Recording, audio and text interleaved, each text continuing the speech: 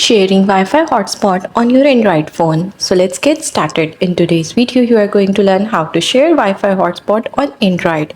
The procedure is very simple. First, you have to go to your mobile and then you have to swipe down your mobile screen.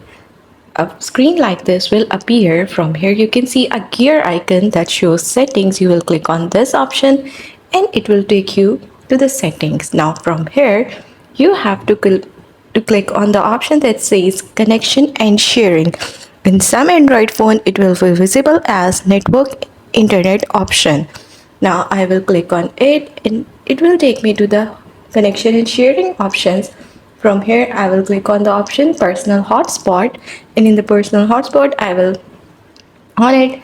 And now I have to share my password with the person I want to share my Wi-Fi hotspot, and that's how I will be able to share Wi-Fi hotspot on Android. That's all. Thanks for watching. Don't forget to like and subscribe.